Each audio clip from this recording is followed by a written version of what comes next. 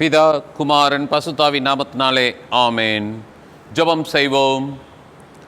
அன்பின் தந்தையே, எல்லா நன்மைகளையும் நல்ல காரியங்களையும் நாள்தோறும் எங்களது வாழ்க்கையில் தருகின்ற வல்லவரே, நல்லவரே, உம்மை துதிக்கின்றோம், உம்மை போற்றுகின்றோம், உம்முடைய பாதத்தை பணிகின்றோம். ஆண்டவரே, புதியதொரு வாரத்தை நீர் எங்களுக்கு தந்திருக்கின்றீர். வாரத்தின் முதல் நாள் காலையில் உம்முடைய சமூகத்திற்குள்ளாக இந்த ஆராதனையின் வேலையின் மூலமாக இணைக்கப்பட நீர் எங்களுக்கு அருள் புரிந்திருக்கின்றீர். அருள் புரிந்திருக்கின்ற உம்முடைய திரு கரத்திற்கு எங்களது நன்றிகளை அர்ப்பணிக்கின்றோம். ஆராதனையில் பங்கு பெற்று எங்களையே நாங்கள் அர்ப்பணித்தவர்களாக உமக்கே உரிய அங்கீகாரத்தோடு இந்த அவனியில் ஜீவிக்க நீர் தாம் இந்த ஆராதனையினூடே எங்கள் ஒவ்வொருவரையும் தொட்டு ஆசீர்வதிக்க வேண்டும் என்று எங்கள் கர்த்தராகிய இயேசு கிறிஸ்துவின் மூலமாய் வேண்டிக் கொள்கிறோம் பிதாவே, ஆமென். கிறிஸ்துவுக்குள் அருமையானவர்களே, உங்கள் அனைவரையும் இந்த ஆராதனை வேலைக்குள்ளாக அன்போடு அழைக்கின்றேன். நம்முடைய ஆராதனைக்கு ஆரம்பமாக நாம் அனைவருமாக சேர்ந்து பாமாலைகளில் 14வது பாடலை பாடுவோம். பாமாலை எண் 14.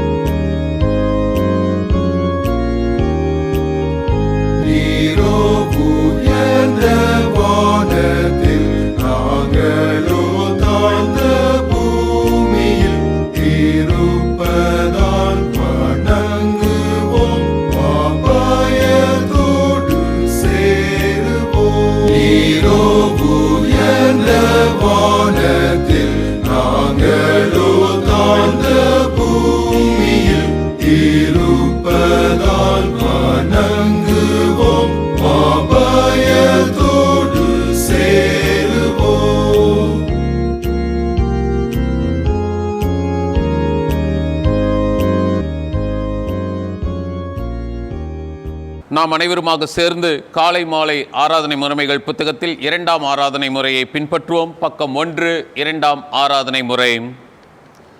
நாம் கடவுளை தொழுவோம். கடவுள் ஆவியாயிருக்கிறார். அவரை தொழுது கொள்கிறவர்கள் ஆவியோடும் உண்மையோடும் அவரை தொழுது கொள்ள வேண்டும். நம்முடைய பிதாவாகிய கடவுளாலும் கர்த்தராகிய இயேசு கிறிஸ்துவினாலும் உங்களுக்கு கிருபையும் சமாதானமும் உண்டாவதாக. இது கர்த்தர் உண்டு பண்ணின நாள், இதிலே களி கூர்ந்து மகிழ கடவோம். சூரியன் உதிக்கும் திசை தொடங்கி அது அஸ்தமிக்கும் திசை மட்டும் கர்த்தருடைய நாமம் துதிக்கப்படுவதாக. கடவுள் ஒளியாயிருக்கிறார். அவரில் எவ்வளவேனும் இருள் இல்லை. அவர் ஒளியாயிருக்கிறது போல நாமும் ஒளியிலே நடந்தால் ஒருவரோடு ஒருவர் ஐக்கியப்பட்டிருப்போம்.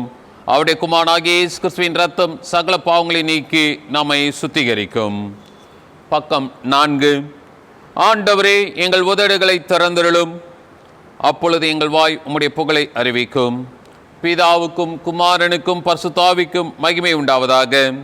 ஆதிலும் எப்போதும் எப்போதுமான சதா காலங்களிலும் மகிமை உண்டாவதாக. ஆமேன்.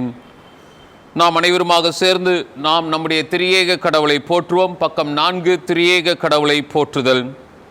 சேனைகளின் கடவுளாகிய கர்த்தரே, நீர் பரிசுத்தர் பரிசுத்தர் பரிசுத்தர், வானமும் பூமியும் உமது மகிமையால் நிறைந்திருக்கின்றன. உன்னதத்திலே ஓசன்னா. கர்த்தரை நாமத்தினாலே வந்தவரும் வருகிறவருமானவர் ஸ்தோத்திரிக்கப்பட்டவர். உன்னதத்திலே ஓசன்னா. கடவுளே நீர் பரிசுத்தர், கடவுளே நீர் பரிசுத்தர், சவ வல்லவரே நீர் பரிசுத்தர், சவ வல்லவரே நீர் பரிசுத்தர், சாவாமை உடையவரே நீர் பரிசுத்தர், சாவாமை உடையவரே நீர் பரிசுத்தர். ஆண்டவரே, எங்களுக்காக சிலுவையில் அறையுண்ட எங்கள் மீட்பரே, எங்கள் மேல் கிருபையாயிரும். ஆண்டவரே, எங்களுக்காக சிலுவையில் அறையுண்ட எங்கள் மீட்பரே, எங்கள் மேல் கிருபையாயிரும். பரிசுத்தாவியாகிய ஆண்டவரே, எங்கள் மேல் கிருபையாயிரும். பரிசுத்தாவியாகிய ஆண்டவரே, எங்கள் மேல் கிருபையாயிரும். ஆண்டவரே, எங்கள் ஜெபங்களையும் ஆராதனையும் ஏற்றுக்கொண்டு எங்கள் மேல் கிருபையாயிரும். ஆண்டவரே, எங்கள் மேல் மனதுருகி எங்கள் மேல் கிருபையாயிரும். இறைவனுடைய சமூகத்தில் நாம் மன்றாடுவோம். எங்கள் தந்தையாம் கடவுளே, உமது வல்லமையாலும் ஞானத்தாலும் எல்லாவற்றையும் படைத்து உமது குமாரனை எங்கள் இரட்சகராக தரும்படி உலகத்தில் அன்பு கூர்ந்தீரே, உம்மை போற்றுகிறோம். குமாரனாம் கடவுளே, பாவத்தை தவிர்த்து எல்லாவற்றிலும் எங்களைப் போல் மனிதனாகி எங்கள் பாவங்களுக்காக ஒப்புக் கொடுக்கப்பட்டு எங்கள் நீதிக்காக உயிர்த்தெழும்பியவரே, உம்மை போற்றுகிறோம். பரிசுத்தாவியானவராகிய கடவுளே, எல்லா உண்மைக்குள்ளும் எங்களை வழிநடத்தி கடவுளின் அன்பை எங்கள் நெஞ்சில் பொழிகிறவரே, உம்மை போற்றுகிறோம். பிதா, குமாரன், பரிசுத்தாவியாகிய கடவுளே, உமக்கே எக்காலமும் எல்லா புகழும் மகிமையும் உண்டாவதாக. ஆமேன்.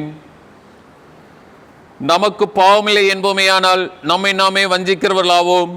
நமக்குள் உண்மை இல்லை. நமது பாவங்களை அறிக்கையிட்டால் பாவங்களை நமக்கு மன்னித்து எவ்வித அநீதமும் நீங்க நம்மை சுத்திகரிப்பதற்கு இயேசு கிறிஸ்து நம்பத்தக்கவரும் நீதியும் உள்ளவர். நான் எழுந்து என் தகப்பனிடத்திற்கு போய், தகப்பனே, பரத்குரோதமாகவும் உமது பார்வையிலும் பாவம் செய்தேன். இனி உம்முடைய மகன் என்று சொல்லப்படுவதற்கு நான் பாத்திரன் அல்லன். உம்முடைய கூலிக்காரரில் ஒருவனாக என்னை வைத்துக் கொள்ளும் என்பேன். கடவுள் ராஜ்யம் சமீபித்திருக்கிறது. மனம் திரும்பி சுவிசேஷத்தில் நம்பிக்கை வையுங்கள். நமது பலவீனங்களுக்காக பரிதபிக்க முடியாத பிரதான ஆசாரியர் நமக்கிராமல் எல்லா விதத்திலும் நம்மை போல் சோதிக்கப்பட்டும் பாவமில்லாத பிரதான ஆசாரியரே நமக்கிருக்கிறார். ஆகையால் நாம் அனைவரும் முழங்கார் படியிட்டு மௌனமாக நம்மை நாமே சோதனை செய்வோமாக.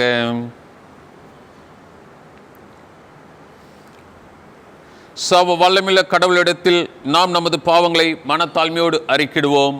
6ஆம் பக்கத்தில் இடம்பெற்றுள்ள முதலாவது பாவரிக்கை ஜெபத்தினை அனைவரும் இணைந்து சொல்லுவோம். சவ வல்லமையும் மிகுந்த இரக்கமுள்ள பிதாவே, தப்பிப்போன ஆடுகளைப் போல நாங்கள் உம்முடைய வழிகளை விட்டு வழுவி அலைந்து போனோம். எங்கள் இருதயத்தின் யோசனைகளுக்கும் விருப்பங்களுக்கும் மிகவும் இணங்கி நடந்தோம். முது பரிசுத்த கற்பனைகளுக்கு விரோதமாய் குற்றம் செய்தோம். செய்யத்தக்கவைகளை செய்யாமல் செய்யத்தகாதவைகளை செய்து வந்தோம். எங்களுக்கு சுகமே இல்லை.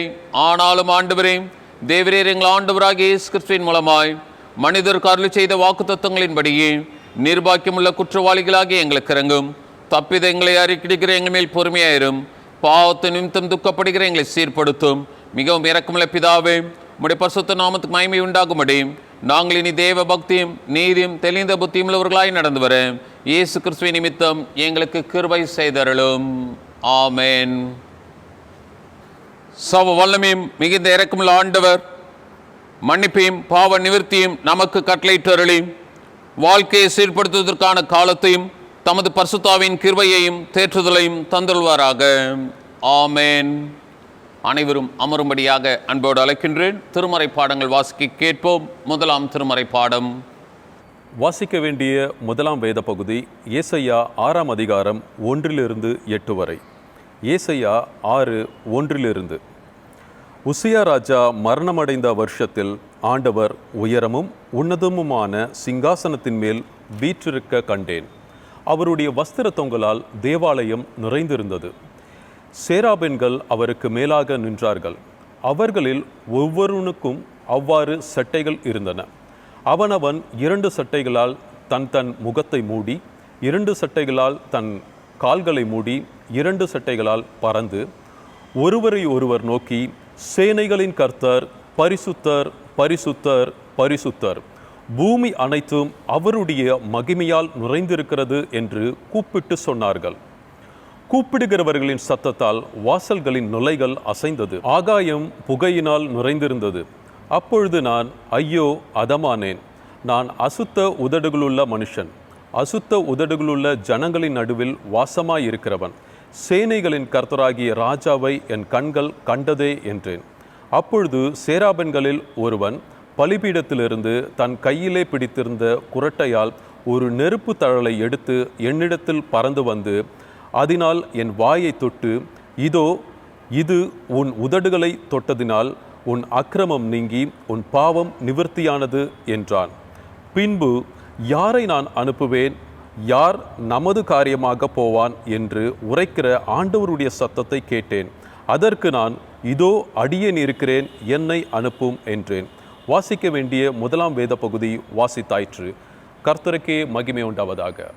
அப்போஸ்தலனாகிய பவுல் தெசலோனிக்கு எழுதின 2ஆம் நிருபம் 2ஆம் அதிகாரம் 13ஆம் வசனம் முதல் 17 வரை. 2 தெசலோனிக்கேயர் 13 முதல் 17 வரை.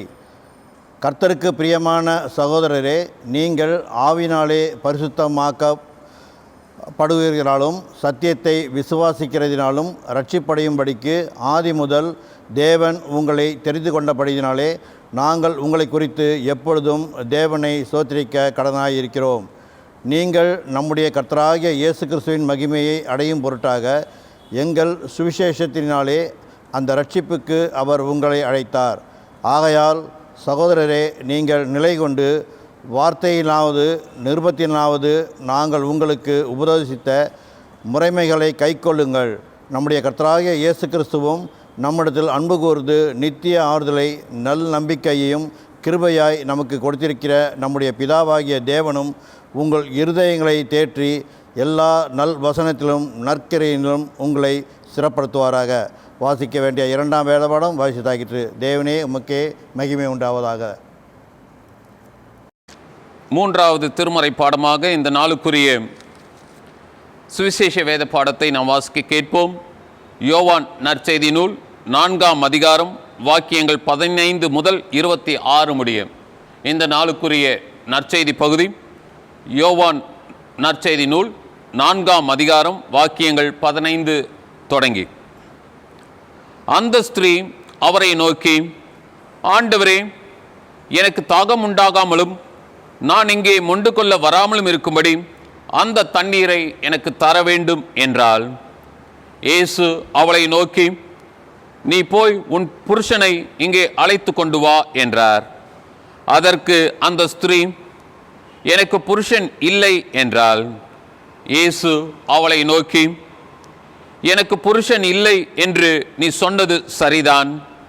எப்படி எனில் 5 புருஷர் உனக்கு இருந்தார்கள், இப்பொழுது உனக்கு இருக்கிறவன் உனக்கு புருஷன் அல்ல, இதை உள்ளபடி சொன்னாய் என்றார். அப்பொழுது அந்த ஸ்திரீ அவரை நோக்கி, ஆண்டவரே, நீர் தீர்க்கதரிசி என்று காண்கிறேன். எங்கள் பிதாக்கள் இந்த மலையிலே தொழுது கொண்டு வந்தார்கள், நீங்கள் எருசலேமில் இருக்கிற ஸ்தலத்திலே தொழுது கொள்ள வேண்டும் என்கிறீர்களே என்றாள். அதற்கு இயேசு, ஸ்திரீயே, நான் சொல்லுகிறதை நம்பு. நீங்கள் இந்த மலையிலும் எருசலேமிலும் மாத்திரமல்ல, எங்கும் பிதாவை தொழுது கொள்ளும் காலம் வருகிறது. நீங்கள் அறியாததை தொழுது கொள்கிறீர்கள், நாங்கள் அறிந்திருக்கிறதை தொழுது கொள்கிறோம். ஏனென்றால் இரட்சிப்பு யூதர்கள் வழியாய் வருகிறது. உண்மையாய் தொழுது கொள்கிறவர்கள் பிதாவை ஆவியோடும் உண்மையோடும் தொழுது கொள்ளும் காலம் வரும், அது இப்போதே வந்திருக்கிறது. தம்மை தொழுது கொள்கிறவர்கள் இப்படிப்பட்டவர்களாய் இருக்கும்படி பிதாவானவர் விரும்புகிறார். தேவன் ஆவியாயிருக்கிறார், அவரை தொழுது கொள்கிறவர்கள் ஆவியோடும் உண்மையோடும் அவரை தொழுது கொள்ள வேண்டும். அந்த ஸ்திரீ அவரை நோக்கி, கிறிஸ்து எனப்படுகிற மேசியா வருகிறார் என்று அறிவேன், அவர் வரும் போது எல்லாவற்றையும் நமக்கு அறிவிப்பார் என்றாள். அதற்கு இயேசு, உன்னோடே பேசுகிற நானே அவர் என்றார் என்பதே. வாசிக்க வேண்டிய நற்செய்தி பகுதி வாசித்தாயிற்று. கிறிஸ்துவே உமக்கே மகிமை உண்டாவதாக. ஆமென். ஜெபம் செய்வோம். அன்பின் தந்தையே, எப்போதும் எங்களோடு கூட இருந்து எங்களை நிறைவின் பாதையில் வழி நடத்துகின்ற நிறைவாளரே, உம்மை துதிக்கின்றோம், உம்மை போற்றுகின்றோம், உம்முடைய பாதத்தை பணிகின்றோம். இந்த நாளிலும் எங்களது திருச்சபையின் ஆராதனை வேலை நேரத்திற்குள்ளாக கடந்து வருவதற்கு நீர் எங்களுக்கு கொடுத்திருக்கின்ற கால அவகாசத்திற்காக நாங்கள் நன்றி செலுத்துகின்றோம். காலத்தையும் நேரத்தையும் நாங்கள் நல்ல முறையில் பயன்படுத்தி கொள்ள நீர் எங்களுக்கு வழிநடத்துதலை தந்திருக்கின்றீர். அதற்காக உம்மை துதிக்கின்றோம். இப்போதும் தந்தையே, உம்முடைய திருவார்த்தையை நாடி தேடி உம்முடைய சமூகத்திற்குள்ளாக நாங்கள் கடந்து வந்திருக்கின்றோம். நீர் எங்களோடு பேசும்படியாக நாங்கள் உம்மை அழைக்கின்றோம். உம்முடைய வார்த்தைகளை பெற்றுக்கொண்டு உமக்கே உரிய பிள்ளைகளாக தொடர்ந்து எங்களது உலக பயணத்தை உம்முடைய திருப்பெயரில் பயணிக்க நீர் எங்களை ஆசீர்வதித்து வழிநடத்த வேண்டும் என்று எங்கள் கர்த்தராகிய இயேசு கிறிஸ்துவின் மூலமாய் வேண்டிக் கொள்கிறோம் பிதாவே, ஆமென். கிறிஸ்துவுக்குள் அருமையானவர்களே, உங்கள் அனைவரையும் கர்த்தராகிய இயேசு கிறிஸ்துவின் திருப்பெயரில் வாழ்த்துகின்றேன். கடவுளின் மேலான அருளினால், கிருபையினால், இரக்கத்தினால் புதியதொரு வாரத்திற்குள்ளாக நாம் கடந்து வந்திருக்கின்றோம். காணொளி மூலமாக ஆராதனை வேலையிலும் பங்கு பெற்று கொண்டிருக்கின்றோம். எல்லா சூழலிலும் கடவுளுக்கு நன்றி செலுத்த வேண்டியது நம்முடைய கடமையாக இருக்கின்றது. நாம் இருப்பது இறைவனுடைய இருப்பு சார்ந்ததாக, அவருடைய வழிநடத்துதல் சார்ந்ததாக இருக்கின்றது. ஆகவே இந்த நாளிலும் நம்மை கடவுளே வைத்திருக்கின்றார், கடவுளே நம்மை வழிநடத்தி கொண்டிருக்கின்றார் என்ற உணர்வோடு கடவுளுக்கு நன்றி செலுத்தி இந்த நாளின் இறை சிந்தனைக்குள்ளாக நாம் கடந்து செல்வோம். இந்த நாளிலும் நம்முடைய சிந்தனைக்காக தென்னிந்திய திருச்சபையின் ஒழுங்குப்படி நம்முடைய சென்னை பேராயத்தின் வழிநடத்துதலின்படி கொடுக்கப்பட்டு இருக்கின்ற சிந்தனை தலைப்பு உண்மையோடும் ஆவியோடும் கடவுளை வழிபடுதல். உண்மையோடும் ஆவியோடும் கடவுளை வழிபடுதல். Worship the Lord in truth and spirit. கிறிஸ்துவுக்குள் அருமையானவர்களே, இன்றைக்கு வழிபாடு என்ற வார்த்தை பல்வேறு விதங்களில் புரிந்து கொள்ளப்படுகின்றது. வழிபாடு, ஆராதனை, தொழுகை, கும்பிடுதல் என்று பல வார்த்தைகள் நமக்கு பழக்கத்தில் இருக்கின்றது. ஆனால் கிறிஸ்தவர்களாகிய நாமே அதிகமாக ஆராதனை என்ற வார்த்தையை புழக்கத்தில் பெற்றிருக்கின்றோம், அதை அனுபவிக்கின்றோம், அதில் ஈடுபடுகின்றோம். அப்படி என்றால் இந்த நாளில் முதலாவதாக நாம் சற்று திறனாய்வு செய்து பார்க்க வேண்டும். What is worship? வழிபாடு என்றால் என்ன? பொதுவாக எல்லாவற்றையும் வழிபாடு என்று சொல்கின்ற ஒரு சூழல் இன்றைக்கு நம்மிடையே மலிந்து விட்டது. நம்முடைய புரிந்து கொள்ளுதலில் சற்று தவறான எண்ணங்கள், தவறான சிந்தனைகள் உட்புகுத்தப்பட்டு இருக்கின்றது.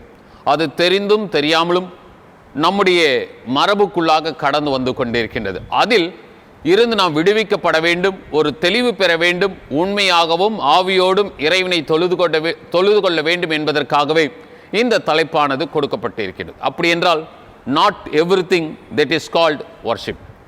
சொல்லப்படுகின்ற அனைத்தும் வழிபாடு என்று சொல்ல முடியாது. ஆனால் அதே நேரத்தில் வழிபாட்டினை நாம் அழகாக புரிந்து கொள்வதற்கு தொடக்க நூலில் ஆதியாகமம் புத்தகத்தில் காயின் ஆபேல் வாழ்க்கையை பார்க்கின்றோம். அங்கு நடைபெறுகின்ற ஒரு வழிபாட்டை பார்க்கின்றோம். காயின் ஆபேலை குறித்து நாம் சொல்ல வேண்டும் என்றால், ஒரு தாயின் பிள்ளைகள் இருவரும் கடவுளை நேசிக்கின்றார்கள், கடவுளுக்கு அதிகமான முக்கியத்துவம் கொடுக்கின்றார்கள். அவ்வாறு முக்கியத்துவம் கொடுப்பவர்கள் வழிபாட்டில் கடவுளுக்கென்று காணிக்கை கொண்டு வருகின்றார். கெயின் அண்ட் ஏபிள் இவர்களது வாழ்க்கையை சற்று யோசித்து பார்க்கும்போது, காயினும் காணிக்கைகளை கொண்டு வருகின்றார், வழிபாட்டில் பங்கு பெறுகின்றார், இறைவனை அதிகமாக முக்கியப்படுத்துகின்றார். ஆபேலும் முக்கியப்படுத்துகின்றார், ஆபேலும் கொண்டு வருகின்றார், காணிக்கைகளை படைக்கின்றார். ஆனால் இருவரின் காரியங்களிலும் வழிபாடு என்பது எப்படியாக இருக்க வேண்டும் என்பது ஆரம்ப காலத்திலேயே மனிதத்திற்கு இறைவனால் அருளப்பட்ட வரையறையாக இருக்கிறது. இங்கு காயின் செய்த காரியம் என்ன? சற்று உதவாத காரியங்களை, சற்று தெளிவில்லாத காரியங்களை தன்னுடைய சுயநலம் சார்ந்து செயல்முறைப்படுத்தி ஆண்டவருடைய வழிபாட்டில் காணிக்கையாக கொண்டு வருகின்றார். ஆனால் ஆபேல் தூய்மையானதும் முழுமையானதும் நிறைவானதும் பரிசுத்தமானதும் முதன்மையானதையும் இறைவனுக்கென்று கொண்டு வருகின்றான். அங்கு இறைவன் ஆபேலுடைய காணிக்கையை ஏற்றுக்கொள்கின்றார், காயினுடைய காணிக்கையை நிராகரிக்கின்றார். இவனது வழிபாடு ஏற்கப்படுகின்றது, காயினுடைய வழிபாடு நிராகரிக்கப்படுகின்றது. அங்கு நாம் புரிந்து கொள்ள வேண்டிய உண்மை மேலானதாக காணப்படுகிறது. ஒருவேளை இங்கு எப்படி சொல்லலாம் என்றால், gain lacked a proper theology of worship. Coin இறையியல் அடிப்படையில் வழிபாடு என்ன என்பதை அதிகமாக புரிந்து கொள்ளாமல் ஏனோ தானோ என்று வழிபாட்டில் பங்கு பெறுகின்றான். இந்த நிகழ்வு, இந்த அறிமுக வார்த்தைகள் நமக்கு உணர்த்துகின்ற உண்மை என்ன? Cain brought unacceptable sacrifices to the Lord. When we are coming to the Lord, when we are worshipping the Lord, we need to give much importance to God alone. We need to give much importance to God alone. வேற எதற்கும் நாம் முக்கியத்துவம் கொடுக்க கூடாது. ஆனால் இங்கு coin சுயநலம் படைத்தவனாக முதன்மையானதை கொண்டு வரவில்லை, முழுமையானதை கொண்டு வரவில்லை, நிறைவானதை கொண்டு வரவில்லை, முழு மனதோடும் கொண்டு வரவில்லை. கொடுக்க வேண்டும், கடவுளுக்கு செய்ய வேண்டும் என்ற எண்ணம் இருந்தது. ஆனால் அது முழுமையானதாக, நிறைவு பெற்றதாக காணப்படவில்லை. ஆனால் ஆபேல் முழுமையானதை கொண்டு வருகின்றான். இங்கு இப்படியாகத்தான் நம்மிலும் பலர் வழிபாட்டை குறித்து தவறான எண்ணம் கொண்டவர்களாக இருக்கின்றனர். We have our own misunderstanding towards the doctrine of worship. ஒருவேளை கொஞ்சம் யோசித்து பார்க்கும்போது எபிரேயர் நிருபத்தில் அழகாக சொல்லப்படுகின்றது. எபிரேயர் 12ஆம் அதிகாரம் 28ஆம் வசனத்தை நேரம் கிடைக்கும் போது நீங்கள் வாசித்து பாருங்கள். அங்கு அழகாக சொல்லப்படுகின்றது, பயத்தோடும் பக்தியோடும் தேவனுக்கு பிரியமாய் ஆராதனை செய்யும்படி கிருபையை பற்றி கொள்ள கடவுள். When we are coming to the worship, we need to have our own fear of God. Without fear of God, we cannot worship God. இன்றைக்கு பல நேரங்களில் நாம் என்ன செய்கின்றோம்? ஆராதனைக்கு வர வேண்டும், ஆராதனை வேளையில் பங்கு பெற வேண்டும் என்பதற்காக வந்து அமருகின்றோம், ஆராதனைக்குள்ளாக கடந்து வருகின்றோம், ஆலயத்திற்குள்ளாக கடந்து வருகின்றோம். ஆனால் இன்றைக்கு அதனுடைய இலக்கணத்தை, டெஃபினிஷன் என்ன என்பதை நாம் புரிந்து கொள்ள வேண்டும். ஒருவேளை கொஞ்சம் யோசித்து பார்க்கும்போது பரிசுத்த பவுலடிகளார் அழகாக சொல்கின்றார். தயவு செய்து அனைவரும் இந்த வாக்கியத்தை வாசித்து பாருங்கள். ரோமர் 12ஆம் அதிகாரம் முதல் 2 வாக்கியங்கள் மிகவும் சிறப்பானது. அதில் ஒரு ஆராதனை என்பது ஒரு மனிதன் ஈடுபடும் போது எப்படி இருக்க வேண்டும் என்ற இலக்கணம் அங்கு கொடுக்கப்படுகிறது. If you are reading those 2 verses where you can get the definition of worship, ரொம்ப அழகாக சொல்கின்றார். இந்த பிரபஞ்சத்திற்கு ஒத்த வேஷம் தெரியாமல் கடவுளுக்கென்று நீங்கள் செயல்படுவதுதான் உண்மையான வழிபாடு. கிறிஸ்துவுக்குள் அருமையானவர்களே, ஒருவேளை கொஞ்சம் யோசித்து பார்க்கும்போது we must understand who is being worshipped. யாரை நாம் வழிபட வேண்டும் என்பதை நாம் அதிகமாக புரிந்து கொள்ள வேண்டும். இன்றைக்கு நம்முடைய பிள்ளைகளை யோசித்து பாருங்கள். ஒரு கிரிக்கெட் வீரரை பார்ப்பார், அதை பார்த்தவுடன் அவரை முக்கியப்படுத்தி விடுவார். அங்கு நாம் சொல்கின்ற வார்த்தை, அங்கு பயன்படுத்துகின்ற வார்த்தை என்ன? Hero worship. ஆனால் இங்கு நாம் நன்றாக புரிந்து கொள்ள வேண்டும், மனிதன் மனிதத்தை முக்கியப்படுத்த வேண்டும், மனிதம் மனிதத்திற்கு மரியாதை செலுத்த வேண்டும். ஆனால் மனிதன் கடவுளை வழிபட வேண்டும். வழிபாட்டிற்கும் வணக்கத்திற்கும் வேறுபாடு உண்டு. வழிபாடு என்று சொல்லும்போது நிறைவாளராகிய கடவுளை மாத்திரம் வழிபடுவதுதான் வழிபாடு. மனிதன் குறைவுள்ளவன். அவன் மனிதனை பார்க்கும்போது, சக மனிதனை பார்க்கும்போது மரியாதை செலுத்தலாம். ஒருவேளை இன்றைக்கு பல நேரங்களில் இந்த காலில் விழுந்து முக்கியப்படுத்துறதை நாம் நம்முடைய மரபாக கொண்டு இருக்கின்றோம். ஆனால் சற்று அதிகமாக யோசித்து பார்க்கும்போது கடவுளுடைய பாதங்களில் நாம் விழ வேண்டும், கடவுளுடைய கால்களுக்கு முக்கியத்துவம் கொடுக்க வேண்டும், மனிதன் மனிதனுக்கு மரியாதை செலுத்த வேண்டும். கிறிஸ்துவுக்குள் அருமையானவர்களே, வழிபாடு என்பது கடவுளை மையப்படுத்தக்கூடியதாக, கடவுள் சார்ந்ததாக இருக்க வேண்டும். True worship is God centered worship. When we are worshipping, God should be in the center. We should give importance to God alone. இன்றைக்கு நம்முடைய கிறிஸ்தவ சமுதாயத்தில் ஒரு சில தவறான புரிந்து கொள்ளுதல் வந்து கொண்டே இருக்கின்றது. பல நேரங்களில் நாம் என்ன சொல்கின்றோம்? நாங்கள் பிரைஸ் அண்ட் வர்ஷிப் செய்கின்றோம். தயவு செய்து இனிமேல் நாம் அவ்வாறு சொல்லக்கூடாது. ஏனென்றால் வர்ஷிப்லேயே பிரைசிங் இருக்கின்றது, வர்ஷிப்லேயே ப்ரேயிங் இருக்கின்றது, வர்ஷிப்லேயே ரீடிங் காட்ஸ் வேர்ட் இருக்கின்றது, சிங்கிங் இருக்கின்றது, participating in communion and serving others. ஒருவேளை கொஞ்சம் தெளிவாக சொல்லணும்னா, worship can include praying, reading God's word, singing, participating in communion and serving others. That is what worship.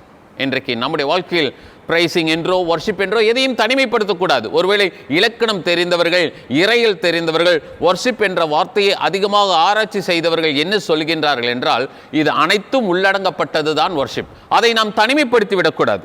ஒருவேளை இன்னும் அதிகமாக சொல்ல வேண்டும் என்றால், it is not limited to one act. Worship is not limited to one act. ஏதாவது ஒரு பகுதியை மாத்திரம், ஏதாவது ஒன்றை மாத்திரம் சொல்லி அது வர்ஷிப் என்று சொல்வது முற்றிலும் தவறு. அது திருமறையின் போதனைகளுக்கு அப்பாற்பட்டது. இன்னும் அதிகமாக சொல்ல வேண்டும் என்றால், நம்முடைய வாழ்க்கையின் பிரதிபலிப்பே வழிபாடாக இருக்க வேண்டும். Worship is a response. நம்முடைய வாழ்க்கையின் பிரதிபலிப்பு. இன்றைக்கு யோசித்து பாருங்கள், 1.5 ஆண்டு காலமாக நாம் இந்த COVID-19 மூலமாக பாதிக்கப்பட்டு இருக்கின்றோம். ஆனால் இந்த சூழ்நிலையில் இறைவனை வழிபட இந்த ஆராதனை வேலைக்குள்ளாக நாம் வந்திருக்கின்றோம். இங்கு நம்முடைய ரெஸ்பான்ஸ் என்ன, நம்முடைய பிரதிபலிப்பு என்ன, நம்முடைய மறுமொழி என்ன? ஆண்டவர் எனக்கு வாழ்க்கை தந்திருக்கின்றார், ஆண்டவர் எனக்கு உயிர் கொடுத்திருக்கின்றார். ஆண்டவர் இல்லை என்றால், கடவுளுடைய அருள் இல்லை என்றால் இன்றைக்கு நான் உயிரோடு இருக்க முடியாது. ஆகவே நான் அவரை வழிபடுவேன். அவர் நிறைவாளர், நான் குறைவானவன்.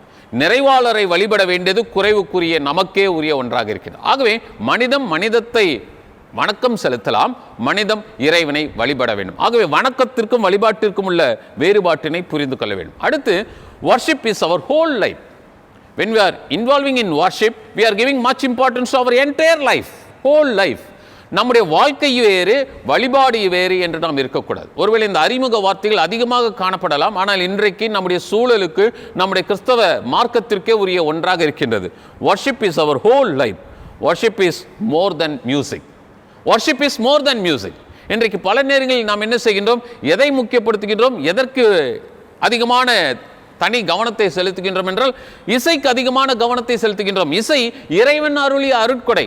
இன்றைக்கு இசை ஞானிகள் இறைவனால் அருளப்பட்டவர்கள். ஆனால் அந்த இசை ஞானத்தை அருளிய ஆண்டவரை, கடவுளை நாம் அதிகமாக முக்கியப்படுத்த வேண்டும். இங்கு நாம் நன்றாக புரிந்து கொள்ள வேண்டியது எது ஆப்ஜெக்ட், எது subject.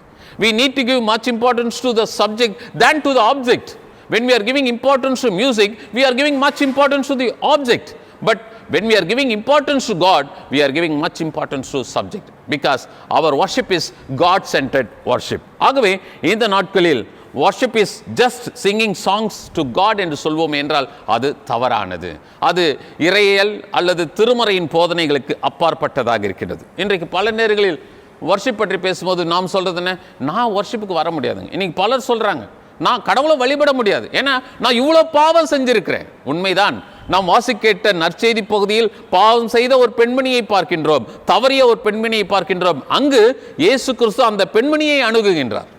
He had the approach towards that Samaritan woman. இன்றைக்கு நம்முடைய வாழ்க்கையில் ஆண்டவர் நம்மை தேடி வருகின்றார். நாம் குறைவுள்ளவர்கள் என்று உணர்ந்து நாம் நம்முடைய பாவத்தை அறிக்கை செய்து இறைவனுடைய சமூகத்தில் வந்து நாம் வழிபாட்டில் ஈடுபட அழைக்கப்படும். இது நம்முடைய personal experience. worship is a purely personal experience. எனக்கும் என் கடவுளுக்கும் இடைப்பட்ட உறவு சார்ந்த ஒன்று. இந்த சிந்தனையோடு, இந்த புரிந்து கொள்ளுதலோடு நாம் வாசிக்கேட்ட நற்செய்தி பகுதிக்குள்ளாகவும் பழைய ஏற்பாட்டின் பகுதிக்குள்ளாகவும் கடந்து செல்வோம் என்றால் அங்கு தெளிவான வழிபாடு என்ன என்பதை நாம் புரிந்து கொள்ளலாம். முதலாவதாக, இயேசு கிறிஸ்து சமாரிய பெண் ஒரு மகளை சந்திக்கின்றார், ஒரு பெண்மணியை சந்திக்கின்றார். அங்கு நடைபெறுகின்ற முதலாவது உண்மை என்ன? எதிர்பாராத நிகழ்வு. It was an encounter. முதல் உண்மை என்கவுண்டர், எதிர்பாராத நிகழ்வு. அந்த 8-9 வசனங்களை பார்க்கும்போது, அந்த 4ஆம் அதிகாரத்தில், யோவான் 4ஆம் அதிகாரத்தில் நாம் பார்ப்பது, அப்பொழுது சமாரிய நாட்டாளாகிய ஒரு ஸ்திரீ தண்ணீர் மொள்ள வந்தால் இயேசு அவளை நோக்கி, தாகத்துக்கு தா என்றாள். யூதர்கள் சமாரியருடனே சம்பந்தம் கல்லாதவர்களாக இருந்ததினால், அதாவது அவர்களுக்கு உறவு இல்லாதது இருந்ததினால், சமாரிய ஸ்திரீ அவரை நோக்கி, நீர் யூதனாய் இருக்க சமாரிய ஸ்திரீயாகிய என்னிடத்தில் தாகத்துக்கு தா என்று எப்படி கேட்க முடியும்? They never had any relationship, but God gives. The Son of God gives much importance to the Samaritan women.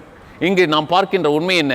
ஒரு என்கவுண்டர் நடைபெறுகின்றது, எதிர்பாராத ஒரு நிகழ்வு நடைபெறுகின்றது. அங்கு தடை இருக்கின்றது, தடுமாற்றம் இருக்கின்றது, யூதன் என்ற புரிந்து கொள்ளுதல் இருக்கின்றது, சமாரியன் என்ற புரிந்து கொள்ளுதல் இருக்கின்றது. இதை மீறி இறைமைந்தன் இயேசு கிறிஸ்து செயல்படுகின்றார். கிறிஸ்துவுக்குள் அருமையானவர்களே, இந்த பகுதியில் அந்த பெண்மணி சந்தித்தது எதிர்பாராத நிகழ்வு. இன்றைக்கு நாம் கடவுளுடைய பிள்ளைகளாக இருக்கும்போது, கடவுளுக்கு முக்கியத்துவம் கொடுக்கும்போது, we will have such an encounter in our own life. எதிர்பாராத நிகழ்வு என்பது நம்முடைய வாழ்க்கையில் நடைபெறக்கூடியதாக இருக்கும். அந்த பெண்மணிக்கு வாழ்க்கையில் பல தடைக்கற்கள் இருந்தது. ஆனால் இயேசு கிறிஸ்துவை சந்தித்ததினால், இயேசு கிறிஸ்துவோடு உரையாடினதினால், உறவாடினதினால் அந்த தடைகள் அவளது வாழ்க்கைக்கு படிக்கல்லாக மாறிவிட்டது.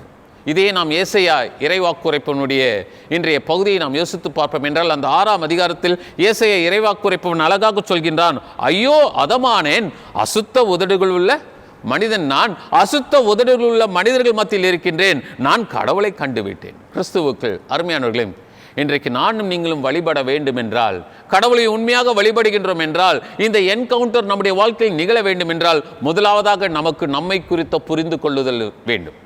We should have our own self understanding. இன்றைக்கு நான் யார் என்பதை நான் அறிந்து கொண்டால்தான் என்னுடைய கடவுளை நான் உண்மையாக வழிபட முடியும். அவர் நிறைவாளர், நான் குறைவானவன். நான் எல்லா விதத்திலும் குறை செய்திருக்கின்றேன், எல்லா விதத்திலும் பாவம் செய்திருக்கின்றேன், எல்லா விதத்திலும் பிழைகளை புரிந்திருக்கின்றேன், எல்லா விதத்திலும் குற்றங்களை செய்திருக்கின்றேன், தவறி இருக்கின்றேன், தடுமாறி இருக்கின்றேன், தயங்கி இருக்கின்றேன். இப்போது தயாளராகிய கடவுளிடத்தில் வந்திருக்கின்றேன் என்று நாம் வருவோம் என்றால் அது அர்த்தமுள்ள வழிபாடாக இருக்கும். ஆகவே இந்த நாளில் நாம் முதலாவதாக பார்க்கின்ற உண்மை எதிர்பாராத நிகழ்வு, என்கவுண்டர். இரண்டாவதாக இந்த பகுதிக்குள்ளாக கடந்து வரும்போது அந்த சமாரிய பெண்மணியின் வாழ்க்கையில் நாம் பார்ப்பது நாட் ஓன்லி என்கவுண்டர், என்ஹான்ஸ்மெண்ட்டும் காணப்படுகிறது. எதிர்பாராத உறவு. இங்கு அழகாக அந்த 9ஆம் வாக்கியத்தில் சொல்லப்படுகின்றது, யூதர்கள் சமாரியருடனே எந்த சம்பந்தமும் இல்லை, அவங்க வாழ்க்கையில் உறவு இல்லை, உதறி தள்ளப்பட்ட ஒரு சூழ்நிலை, இவர்களை இழிவாக சிந்திக்கின்ற ஒரு சூழ்நிலை, அவர்களை மதிக்காத ஒரு சூழல், மனிதன் மனிதனை மதிக்காத ஒரு சூழல், மனிதன் மனிதனுக்கு முக்கியத்துவம் கொடுக்காத ஒரு சூழல். யூதர்கள் பெரியவர்களாக கருதப்பட்டார்கள், சமாரியர்கள் சிறுமைப்படுத்தப்பட்டார்கள். ஆனால் இங்கு இயேசு கிறிஸ்து என்ன செய்கின்றார்? யூதனாகிய இயேசு கிறிஸ்து அந்த பெண்மணியை நாடி வருகின்றார். அங்குதான் தொழுகை பற்றி, அங்குதான் வழிபாடு குறித்து உரையாடல், உறவாடுதல் காணப்படுகிறது. ஒருவேளை இந்த பகுதி மிகவும் சிறப்பானது. இதை யோவான் நற்செய்தியாளர் மாத்திரம் நமக்கு தருகின்றார். இதில் நாம் பார்ப்பது எதிர்பாராத உறவு, ஒரு விரிவாக்கம் செய்யப்படுகின்றது. ஒருவேளை அந்த 19ஆம் வசனத்தை நம்ம பார்க்கும்போது அங்கு அந்த பெண்மணி சொல்கின்றார், அப்பொழுது அந்த ஸ்திரீ அவரை நோக்கி, ஆண்டவரே நீர் தீர்க்கதரிசி என்று காண்கின்றேன். இதுவரையிலும் அவளுடைய வாழ்க்கையில் இத்தகைய ஒரு மனிதனை கண்டிருக்க முடியாது. என்கவுண்டர் நடந்து விட்டது, இப்போது என்ஹான்ஸ்மெண்ட் நடக்குது. என்ன என்ஹான்ஸ்மெண்ட்? ஒரு விரிவாக்கம் நடக்குது. அவளுடைய வாழ்க்கையை பற்றி அவளுக்கு அவரே உணர்த்துகின்றார். மகளே, நீ இப்பேற்பட்ட ஒரு பெண்மணி என்று அவர் சொல்லுகின்றார். தடைகள் இருந்தது, அந்த தடைகளை தகர்த்தெறிகின்றார். தாராளமாக வழிபாட்டில் பங்கு பெறுவதற்கு, இறைவனை தொழுகை செய்வதற்கு, இறைவனை கும்பிடுவதற்கு அவர் வழி நடத்துகின்றார். இன்றைக்கு நாம் நம்முடைய வழிபாடுகளை குறித்து யோசித்து பார்க்க வேண்டும். இவ்வளவு கஷ்டப்பட்டு விட்டோம், இன்றைக்கு ஆராதனையில் பங்கு பெறுவதற்கு ஆலயத்திற்கு வர முடியவில்லை. ஆனால் இந்த நேரத்தில் நமக்கென்று வார்த்தைகள் கொடுக்கப்பட்டிருக்கிறது. இதுவரையிலும் நம்முடைய வாழ்க்கையில் என்ன பாவங்கள் செய்தோமோ, என்ன குற்றங்கள் செய்தோமோ அதையெல்லாம் களைந்தெறிந்து விட்டு, அதையெல்லாம் மறந்துவிட்டு கடவுளுடைய சமூகத்தை நாட நாம் அழைக்கப்படுகிறோம். மத்தேயு நற்செய்தியாளரும் ஏசாயா இறைவாக்குரைப்பினும் அழகாக ஒரு வாக்கியத்தை குறிப்பிடுகின்றார்கள். நேரம் இருக்கும்போது யாராவது உங்களது இல்லங்களில் அதை வாசித்து பார்க்கும்படியாக அன்போடு அழைக்கின்றேன். மத்தேயு நற்செய்தி நூல் 15ஆம் அதிகாரம் 8ஆம் வாக்கியம் இப்படியாக வருகின்றது. மத்தேயு 15:8, இந்த ஜனங்கள் தங்கள் வாயினால் என்னிடத்தில் சேர்ந்து தங்கள் உதடுகளினால் என்னை கனப்பண்ணுகிறார்கள், அவர்கள் இருதயமோ எனக்கு தூரமாய் விலகி இருக்கிறது. இதே வாக்கியத்தை மத்தேயு நற்செய்தியாளர் ஏசாயா இறைவாக்கு உரைப்பவனின் நூலிலிருந்து எடுத்து ஆளுகின்றார். அது 29ஆம் அதிகாரம் 13ஆம் வசனத்தில் வருகின்றது. ஏசாயா 29:13 வருகின்றது. இங்கு சொல்லப்படுகின்ற உண்மை என்ன? இந்த ஜனங்கள் தங்கள் வாய்களினால் என்னிடத்தில் சேர்ந்து தங்கள் உதடுகளினால் என்னை கனப்படுத்துகிறார். We people are giving importance to our own verbal expression. We are involving in the virtual worship. But at the same time, in what way we are making ourselves available to the worship in an appropriate way. இன்றைக்கு நாம் நன்றாக புரிந்து கொள்ள வேண்டும், சரியான முறையில் நாம் வழிபாட்டில் பங்கு பெற்றுக் கொண்டிருக்கின்றோம். இன்றைக்கு நம்முடைய ஆலயங்களில் பாருங்கள், கூட்டம் நிரம்பி வழியும், ஆனால் எல்லாரும் ஆராதனையில் ஈடுபடுகின்றார்களா?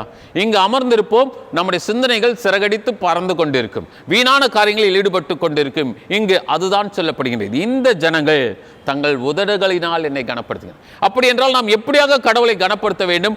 உள்ளத்தின் உணர்வுகளோடு, உண்மையாக முழு மனதோடு இறைவனை முக்கியப்படுத்த வேண்டும். ஏனென்றால் நாம் அறிமுக வார்த்தைகளில் பார்த்தோம், காயினுடைய வாழ்க்கை, ஆபேலுடைய வாழ்க்கை. ஏன் காயினுடையது நிராகரிக்கப்பட்டது? உண்மையான கனப்படுத்துகின்ற தன்மை இல்லை. இன்றைக்கு கடவுளுக்கு கொடுக்கும்போது உண்மையானவர்களாக இருக்க வேண்டும். கடவுளுக்கு கொடுத்த பிறகு அதை குறித்து நினைத்தும் பார்க்கக்கூடாது. ஆகவே இங்கு தெளிவாக சொல்லப்படுகிறது, அவர்கள் இருதயமோ தூரமாகிறது. ஆனால் இந்த பெண்மணி இருதயத்தை இயேசு கிறிஸ்துவின் இடத்தில் ஒப்படைத்து விடுகிறார். அந்த உரையாடலில், உறவாடலில் அவள் சொல்கின்றால், இது தீர்க்கதரிசியின் வார்த்தையாக தெரிகின்றதே, ஆண்டவரே நீர் தீர்க்கதரிசி என்று சொல்கின்றார். இன்றைக்கு நம்முடைய வாழ்க்கையில் இறைமையின் இயேசு கிறிஸ்துவை தீர்க்கதரிசியாக பார்க்கின்றோம். ஒருவேளை இந்த பகுதியில் நாம் அதிகமாக தெரிந்து கொள்ள வேண்டிய இன்னொரு குறிப்பு என்னவென்றால், Lord Jesus keeps an account of each and every individual. ஆண்டவர் இயேசு கிறிஸ்து ஒவ்வொருவரை குறித்து விவரங்களை அவர் வைத்திருக்கின்றார். இந்த பெண்மணிக்கு அவர் விவரங்களை சொல்லுகின்றார், அவளது வாழ்க்கையை வெளிப்படுத்துகின்றார். நம்முடைய விவரங்கள், நம்முடைய அக்கவுண்ட்ஸ் கடவுளுடைய சமூகத்தில் இருக்கின்றது. ஸோ நாம் என்ன செய்ய வேண்டும்? Each and every individual has to face the truth from Lord Jesus. ஆண்டவருடைய சமூகத்திலிருந்து நாம் உண்மையை பார்த்துதான் ஆக வேண்டும். அவரிடத்தில் உண்மையை மறுக்க முடியாது, மறைக்க முடியாது. ஆகவே வழிபாட்டில் பங்கு பெறுகின்ற நாம் எதிர்பாராத உறவுக்குள்ளாக இருக்கின்றோம். கடவுள் நம்மை எதிர்பாராத உறவுக்குள்ளாக வழிநடத்தி கொண்டு இருக்கின்றார் என்பதை புரிந்து கொள்ள வேண்டும். மூன்றாவதாம் கடைசியாம் இன்னொரு உண்மையும் நான் உங்களோடு பகிர்ந்து கொள்ள விரும்புகின்றேன். அது எதிர்பாராத அறிவு, என்லைட்டன்மெண்ட். 22, 23, 24 வசனங்களை பார்க்கும்போது அங்கு அந்த பெண்மணி சொல்கின்றார், உண்மை 22ஆம் வாக்கியம், நீங்கள் அறியாததை தொழுது கொள்கிறீர்கள், நாங்கள் அறிந்திருக்கிறதை தொழுது கொள்கிறோம். ஏனென்றால் இரட்சிப்பு யூதர்கள் வழியாய் வருகிறது. உண்மையாய் தொழுது கொள்கிறவர்கள் பிதாவை ஆவியோடும் உண்மையோடும் தொழுது கொள்ளும் காலம் வரும், அது இப்போதே வந்திருக்கிறது. தம்மை தொழுது கொள்கிறவர்கள் இப்படிப்பட்டவர்களாய் இருக்கும்படி பிதாவானவர் விரும்புகின்றார். தேவன் ஆவியாய் இருக்கிறார். அவரை தொழுது கொள்கிறவர்கள் ஆவியோடும் உண்மையோடும் அவரை தொழுது கொள்ள வேண்டும் என்றார். ஒருவேளை கொஞ்சம் யோசித்து பார்க்கும்போது அங்கே சொல்றாரு, what is true worship? A time is coming and has come now. ஒரு நேரம் வந்துவிட்டது, அது இப்போதே வந்துவிட்டது. எங்கும் நீங்கள் கடவுளை தொழுது கொள்ளலாம். டாக்டர் சாமுவேல் அமிர்தம் என்ற பேராயர் என்ற தமிழ்நாடு இறையியல் கல்லூரியின் முதல்வர் தன்னுடைய புத்தகம் ஒன்றில் அழகாக சொல்கின்றார், வழிபாட்டுக்குன்னு இடம் கிடையாது, நேரம் கிடையாது, காலம் கிடையாதுன்னு சொல்றார். ஒரு மனிதன் உண்மையாக கடவுளுடைய தாசனாக இருப்பானே என்றால், கடவுளை ஏற்றுக்கொண்டவனாக இருப்பானே என்றால், கடவுளுக்காக அர்ப்பணித்தவனாக இருப்பானே என்றால், அவனது வாழ்க்கையும் வழிபாடும் ஒன்று என்று சொல்கின்றார். சொல்லிவிட்டு சொல்கின்றார், அது படுக்கை அறையாக இருந்தாலும் சரி, அது பயணமாக இருந்தாலும் சரி, அது குளியல் அறையாக இருந்தாலும் சரி, அனைத்தும் வழிபாடாக காணப்பட வேண்டும். அப்படி என்றால் நம்முடைய சிந்தனை என்பது வேற எதையும் சீர்தூக்கி பார்க்காமல் கடவுளுடைய தனித்தன்மைகளை சீர்தூக்கி பார்த்து அதற்குள்ளாக பிரவேசிக்க வேண்டும்.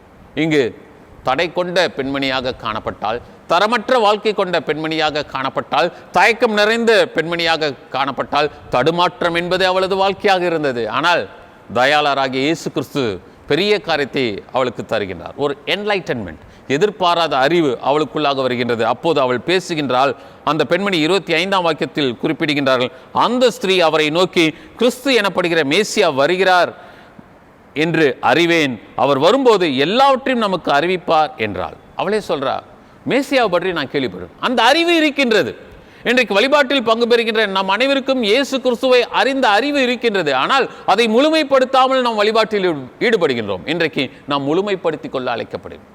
இன்றைக்கு நம்முடைய வாழ்க்கையில் அனைத்தும் அழகாகவும் அருமையாகவும் அற்புதமாகவும் அதிசயமாகவும் ஆண்டவரால் அமைத்து தரப்பட்டிருக்கிறது. நம்முடைய வாழ்க்கையில் ஒழுங்கு தேவை. நம்முடைய வாழ்க்கையில் ஆர்டர் என்பது தேவை. ஒருவேளை 1 கொரிந்தியர் 14ஆம் அதிகாரம் கடைசி வாக்கியத்தை நீங்கள் வாசித்து பார்ப்பீர்கள் என்றால், கொரிந்து திருச்சபைக்கு ஆவியினுடைய வரங்களை பற்றி பரிசுத்த பவுலடிகளார் சொல்லும்போது சொல்லுகின்றார், அனைத்தும் கிரமமாக செய்யப்பட்டு, everything is in order. Our God is known for his own order. He never plays dual role. He is known for his own order. He is not for chaotic situation. இன்றைக்கு நம்முடைய வாழ்க்கையில் என்ன செய்கின்றோம்? When we are making ourselves in an involvement on our own self-interest, we will have chaotic situation as the result, as the consequences of our own life. இன்றைக்கு கடவுள் நம்மை அழைக்கின்றார். இன்றைக்கு அந்த பெண்மணி வேறுபட்ட வாழ்க்கையில் இருந்தால், ஆனால் உண்மையான இறை தன்மைக்குள்ளாக கடந்து வருகின்றார், இறை வழிபாட்டிற்குள்ளாக கடந்து வருகின்றால், அங்கு இயேசு கிறிஸ்து சொல்கின்றார், எங்கும் நீங்கள் ஆண்டவரை கும்பிட முடியும், எங்கும் கடவுளை நீங்கள் வழிபட முடியும். இன்றைக்கு நம்முடைய வாழ்க்கை வேறு, வழிபாடு வேறு என்று நாம் ஜீவிக்காமல் ஆண்டவருக்கு முக்கியத்துவம் கொடுக்கும்போது வாழ்க்கையும் வழிபாடும் ஒன்றாக இருக்கும். ஒரு சில நாட்களுக்கு முன்பு ஒரு முனிவர் தன்னுடைய வாழ்க்கை வரலாற்றை ஒரு புத்தகமாக வடித்திருந்தார். அந்த புத்தகத்தை நான் வாசித்து கொண்டிருந்தேன். அந்த புத்தகத்தில் அவர் குறிப்பிடும்போது அவர் சொல்லுகின்றார், இன்றைக்கு மனிதனுடைய கடவுள் சார்ந்த எண்ணங்கள் எப்படி இருக்கின்றது என்பதை நான் குறிப்பிட என்னுடைய வாழ்க்கையில் நான் பெற்றுக்கொண்ட அனுபவத்தை தருகின்றேன் என்று சொல்கிறார். அவர் ஒரு மலைப்பாங்கான இடத்தில் தன்னுடைய வீட்டில் எப்போதும் இருப்பார். காலை 10 மணி முதல் மாலை 5 மணி வரையிலும் ஒரு மரத்தடியில் அமர்ந்து தியானம் செய்வார். அந்த தியானத்தின் இடையில் அவர் ஈடுபடும் போது அங்கு வருகின்ற மக்கள் தங்களது பிரச்சனைகளை சொல்வார்கள், அவர்களுக்காக கடவுளிடத்தில் வேண்டுவார், அதன் பிறகு அவர்கள் கடந்து செல்வார்கள். இப்படி பல மக்கள் வருவதும் அவரிடத்தில் வேண்டுவதும் செல்வதுமாக இருந்தது. இவரது வீட்டிற்கென்று திடீரென்று ஒரு பூனைக்குட்டி வந்துவிட்டது. அந்த பூனைக்குட்டியை பார்த்தோன்னே இவருக்கு அடிக்கிறதுக்கும் இஷ்டம் இல்லை, அதை துரத்துறதுக்கும் இஷ்டம் இல்லை. இந்த பூனைக்குட்டி எப்போ பார்த்தாலும் தன்னுடைய சத்தத்தை ஒலியை எழுப்பி கொண்டு அவரிடத்தில் பேசிக்கொண்டே இருந்தது. பார்த்தார், அதற்கு பால் கொடுக்க ஆரம்பித்தார். பாலை தட்டில் ஊற்றினார், அதற்குரிய ரொட்டி துண்டுகளை போட்டார், அது சாப்பிட்டது, அங்கேயே தங்கிவிட்டது. இப்படியாக ஒரு 3 நாள் ஓடினது. 4வது நாள் இவர் தன்னுடைய தியானத்திற்காக அந்த மரத்தடிக்கு போனார். இந்த பூனையும் பின்னாலேயே ஓடி வந்துருச்சு. குட்டி பூனை அருமையாக நேசித்தார். ஒரு விலங்கை, ஒரு மிருகத்தை ஒரு மனிதன் எப்படி நேசிக்க வேண்டுமோ அப்படி அவர் நேசித்தார். அந்த மிருகத்திற்கு, அந்த விலங்குக்கு, அந்த பூனைக்கு அவர் முக்கியத்துவம் கொடுத்தார். அதற்கு பால் வார்த்தார், சாப்பாடு கொடுத்தார். இவர் தியானத்தில் அமர்ந்திருந்தார். அந்த பூனை அங்கு இங்குமாக ஓடிக்கொண்டிருந்தது. 1 மணி நேரம் அங்கும் இங்குமாக ஓடிக்கொண்டிருந்தது. 11 மணி 12 மணிக்கு அந்த பூனை அவரிடத்தில் வந்து தொல்லை கொடுக்க ஆரம்பித்தது. அவரை சீண்ட ஆரம்பித்தது. அவரது தியானத்தை குலைத்தது. அவருக்கு என்ன செய்வது, ஏது செய்வது என்று தெரியவில்லை. அப்போது சுற்றிலும் பார்த்தார். அங்கிருந்த ஒருவரை அழைத்து அங்கு இருக்கின்ற கயரை எடுத்துட்டு வானார். அவர் அந்த கயரை எடுத்துட்டு வந்து கொடுத்தார். இந்த பூனையை அந்த மரத்தில் கட்டிடுனார். அந்த மரத்தில் கட்டிட்டு அவன் போயிட்டான். இவர் மறுபடியும் தியானத்தில் இருந்தார். அது கொஞ்ச நேரம் கத்தி பார்த்துச்சு. அதுக்கு பிறகு படுத்து தூங்கிடுச்சு. அடுத்த நாள் வந்தார். நமக்கு இந்த பிரச்சனையே வரக்கூடாது, தியானம் களையக்கூடாது, தியானத்தில் நான் குறைவுள்ளவனாக காணப்படக்கூடாது என்பதற்காக ஆரம்பத்திலே பால், பிஸ்கெட்டு, பிரெட்டு எல்லாம் கொடுத்துட்டு அந்த பூனையை பக்கத்தில் அந்த மரத்தில் கட்டிப்பட்டார். அது பாட்டுக்காக சாப்பிட்டுட்டு அது பாட்டுக்காக படுத்துச்சு. இப்படியே காலங்கள் ஓடினது. அவர் வரும்போது அந்த பூனையும் வரும், அந்த பூனையை மரத்தில் கட்டிட்டு போயிடுவார். ஒரு சில நாட்களுக்கு பிறகு அந்த முனிவர் இறந்து விட்டார். அப்போது அந்த பூனை அவர் இருந்த வீட்டை சுற்றி சுற்றி வந்து அது வேறு இடத்திற்கு கடந்து சென்றது. அதன் பிறகு ஒருவருக்கு நானும் ஒரு முனிவராக வேண்டும் என்ற ஒரு ஆசை வந்தது. அவர் முனிவராவதற்காக அதே மரத்தின் அடியில் வந்து அமர்ந்தார், தியானம் செய்தார். தியானம் செய்யும்போது எங்கோ இருந்த ஒரு பூனையை பிடித்துட்டு வந்து அந்த மரத்தில் கட்டிட்டார். அப்போது அங்கு வந்தவர்கள், சென்றவர்கள், நீங்கள் கட்டியிருக்கிற பூனை வித்தியாசமாக இருக்குதே, அந்த முனிவர் வைத்திருந்த பூனை அல்லவே என்று கேட்டார்கள். அப்போது அவர் சொன்னார், அவர் தியானம் செய்யும்போது பூனைக்கு முக்கியத்துவம் கொடுத்தாரு, அந்த பூனையை கட்டி வச்சிருந்தார். நானும் தியானம் செய்யும்போது பூனைக்கு முக்கியத்துவம் கொடுக்குறேன், கட்டி வைக்கிறேன். நான் ஒருவேளை எனக்கும் உங்களுக்கு அது நன்றாக புரிந்திருக்கும். அவருக்கு தொந்தரவு கொடுத்தது, தொல்லை கொடுத்தது, கஷ்டமாக இருந்தது, தியானம் குலைந்தது. ஆகவே அவர் அதை கட்டி வைத்தார். ஆனால் இந்த முனிவர் செய்தது தவறான எண்ணம். இன்றைக்கு பல காரியங்களை நாம் இப்படியாகத்தான் தவறாக புரிந்து கொண்டு வழிபாட்டில் பங்கு பெறுகிறோம். இன்றைக்கு வழிபாடு என்று சொல்லும்போது அதில் இறைவேண்டல் உண்டு, துதித்தல் உண்டு, இறைவார்த்தை உண்டு, இறைவார்த்தையை வாசிப்பது உண்டு, மற்றவர்களுக்காக பணிபுரிவது உண்டு, திருவிருந்தில் பங்கு பெறுவது, அனைத்தும் உள்ளடங்கியது தான் இறை வழிபாடு, அனைத்தும் உள்ளடங்கியது தான் வர்ஷிப். அதை நாம் எந்த ஒரு ஆக்டிங், எந்த ஒரு செயலையும் தனிமைப்படுத்தக்கூடாது. அருமையானவர்களே, வழிபாட்டை குறித்து நாம் புரிந்து கொண்டோம். உண்மையோடும் ஆவியோடும் பங்கு பெற வேண்டும் என்ற அழைப்பை நாம் பெற்றிருக்கின்றோம். இந்த நாளிலும் நாம் 3 உண்மைகளை பார்த்தோம். முதலாவது உண்மை, எதிர்பாராத நிகழ்வினை அந்த பெண்மணி பெற்றுக்கொண்டார். எதிர்பாராத ஒரு நிகழ்வு, ஒரு என்கவுண்டர் அங்கு நடைபெறுகின்றது. அவளது வாழ்க்கையில் நடைபெற்ற ஒரு சிறப்பு என்கவுண்டர். இரண்டாவதாக நாம் பார்த்தது எதிர்பாராத உறவு, என்ஹான்ஸ்மெண்ட். கடவுளுடைய உறவு என்பது அவளுக்குள்ளாக இடைப்படுகின்றது, உறவாடுதல் நடைபெறுகின்றது, உரையாடுதல் நடைபெறுகின்றது. ஆகவே என்ஹான்ஸ்மெண்ட்டை பார்க்குறோம். மூன்றாவதாக நாம் பார்த்தது எதிர்பாராத அறிவு. அவள் சொல்கிறார், மேசியா வருவார் என நான் அறிந்திருக்கின்றேன். இயேசு கிறிஸ்து சொல்கிறார், எங்கும் நீங்கள் கடவுளை வழிபடுகின்ற நேரம் வந்தாயிற்று, அது இந்த காலம் ஆயிற்று, எங்கும் நீங்கள் கடவுளை வழிபடலாம் என்ற ஒரு அறிவு கொடுக்கப்படுகிறது. ஒருவேளை சிறந்த ஒரு உண்மை, அங்கு ஒரு என்லைட்டன்மெண்ட்டை அந்த பெண்மணி பெற்றுக்கொள்கிறார். இன்றைக்கு நானும் நீங்களும் வழிபாட்டில் பங்கு பெறும்போது இத்தகைய சிந்தை உடையவர்களாக இருக்கும். ஏசாயா இறைவாக்குரைப்பன் அழகாக சொல்கிறார், நான் அசுத்த உதடுகளுள்ள மனிதன் என்று சொல்கிறார், நான் அதமானேன் என்று சொல்கிறார். இன்றைக்கு எந்த விதத்திலும் பெருமை பாராட்டி நாம் பக்தியை வெளிப்படுத்த முடியாது. அப்படி பக்தியை வெளிப்படுத்துவோம் என்றால் அதில் சக்தி இருக்காது, அந்த சக்தி நம்மை முக்திக்கு வழி நடத்தாது. இன்றைக்கு கடவுள் நம்மை அழைக்கின்றார். பக்தி என்பது இறைவன் பெயரில், இறைவனின் மேல் நாம் வைத்ததாக இருக்க வேண்டும். அதுதான் உண்மையான வழிபாட்டிற்கு வழி நடத்தும். ஆகவே வழிபாடு வேறு, வாழ்க்கை வேறு என்று ஜீவிக்காமல் வழிபாடும் வாழ்க்கையும் ஒன்றுதான் என்ற உணர்வோடு நாம் ஜீவிப்போம். கடவுள் தாமே நம் ஒவ்வொருவரையும் தொடர்ந்து ஆஸ்வதிப்பாராக. ஆமென். ஜெபம் செய்வோம். அன்பின் தந்தையே, எல்லாம் வல்ல கடவுளே, உம்மை துதிக்கின்றோம், உம்மை போற்றுகின்றோம், உம்முடைய பாதத்தை பணிகின்றோம். எங்கும் நாங்கள் உம்மை வழிபட நேரத்தையும் காலத்தையும் நீர் வாய்க்க செய்திருக்கின்றீர். அதற்காக நாங்கள் நன்றி செலுத்துகின்றோம். வாழ்க்கை வேறு, வழிபாடு வேறு என்று ஜீவிக்காமல் உம்மை சார்ந்து வாழ்க்கையும் வழிபாடும் ஒன்றாக கொண்டு நாங்கள் செயல்பட நீர் தாம் எங்கள் அனைவருக்கும் நிறைவான அனுபவத்தை தர வேண்டும் என்று எங்கள் கர்த்தராகிய இயேசு கிறிஸ்துவின் மூலமாய் வேண்டிக் கொள்கிறோம் பிதாவே. ஆமென். கர்த்தருடைய வார்த்தையை கேட்ட நாம் கீர்த்தனைகளில் 83வது பாடலை பாடுவோம். கீர்த்தனை எண் 83.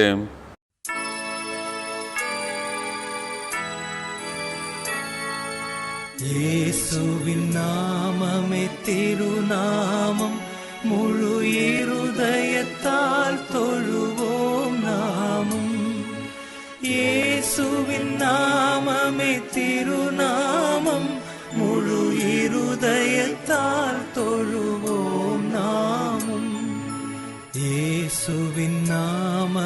திருநாமம் முழு இருதயத்தால் தொழுவோம் நாமும்.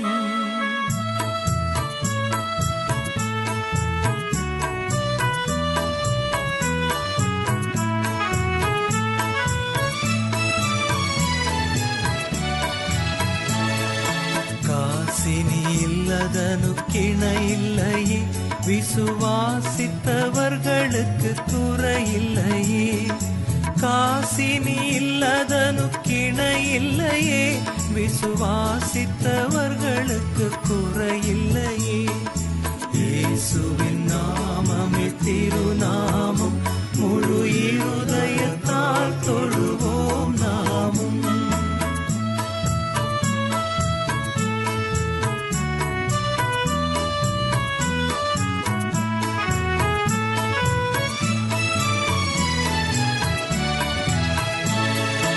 இத்தரையில் மெத்த அதிசய நாமம், அதை நித்தமும் தொழுபவர்க்கு ஜெயநாமம். இத்தரையில் மெத்த அதிசய நாமம், அதை நித்தமும் தொழுபவர்க்கு ஜெயநாமம். இயேசுவின் நாமமே திருநாமம் முழு இருதயத்தால் தொழுவோம் நாமும்.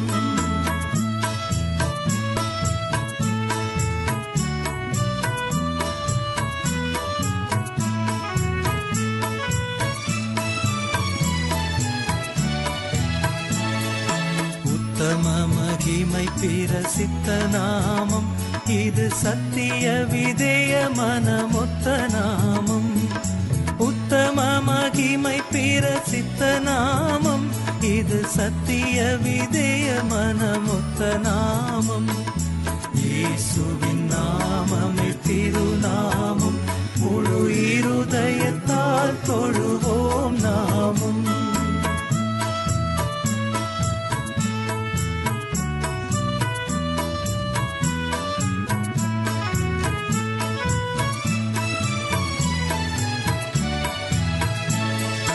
விண்ணவரும் பண்ணுடன் கொண்டாடும் நாமம், கடி கண்டதிர்ந்து பயந்தோடும் தேவநாமம்.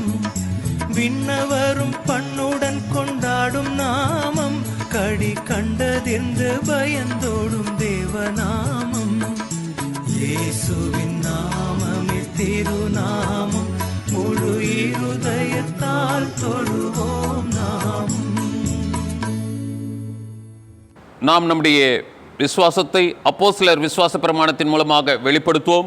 நாம் நம்முடைய பற்றுறுதியை அறிக்கையை பக்தி வினயத்தோடு ஆண்டவருடைய சமூகத்தில் உண்மையாக வெளிப்படுத்துவோம். பக்கம் 15 அப்போஸ்தலர் விசுவாச பிரமாணம். அனைவரும் இணைந்து சொல்லுவோம். வானத்தையும் பூமியையும் படைத்து சர்வ வல்லமையுள்ள பிதாவாகிய தேவனை விசுவாசிக்கிறேன். அவருடைய ஒரே குமாரனாகிய நம்முடைய நாதர் இயேசு கிறிஸ்துவை விசுவாசிக்கிறேன். அவர் பசுத்தாவினாலே கன்னிமரியாள் இடத்தில் உற்பவித்து பிறந்தார். பொந்து பிலாத்துவின் காலத்தில் பாடுபட்டு சிலுவையில் அறையுண்டு மரித்து அடக்கம் பண்ணப்பட்டு பாதாளத்தில் இறங்கினார். 3ஆம் நாள் மரித்தோர் இடத்திலிருந்து எழுந்தருளினார். பரமண்டலத்துக்கு ஏறி சர்வ வல்லமையுள்ள பிதாவாகிய தேவனுடைய வலது பாசத்தில் வீற்றிருக்கிறார். அவ்விடத்திலிருந்து உயிருள்ளோரையும் மரித்தோரையும் நியாயம் தீர்க்க வருவார். பரிசுத்தாவியை விசுவாசிக்கிறேன். பொதுவாக இருக்கிற பரிசுபையும் பரிசுத்தவான்களுடைய ஐக்கியமும் பாவ மன்னிப்பும் சரீர உயிர்த்தலும் நித்திய ஜீவனும் ஒன்றென்று விசுவாசிக்கிறேன். ஆமேன். சபையாருக்குரிய அறிவிப்புகள்.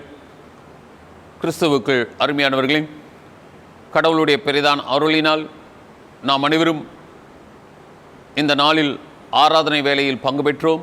பங்கு பெற உதவின எல்லாம் வல்ல இறைவனுக்கு நாம் இந்த நாளில் நன்றி படைகளை ஏறெடுக்க வேண்டும். மேலும் இந்த வாரம் முழுவதும் கடவுள் நம்மோடு இருக்கவும் நமக்கு தேவையான பாதுகாவலையும் பராமரிப்பையும் தரும்படியாகவும் ஆண்டவருடைய சமூகத்தில் நாம் உருக்கமாக நெருக்கத்தோடு எந்த நாளும் காணப்பட வேண்டும். நம்முடைய ஆலயத்திற்குள்ளாக வர விரும்புகின்றவர்கள் எந்த நேரமும் வந்து இறைவேண்டல் செய்துவிட்டு செல்லும்படியாக உங்களை அன்போடு அழைக்கின்றேன்.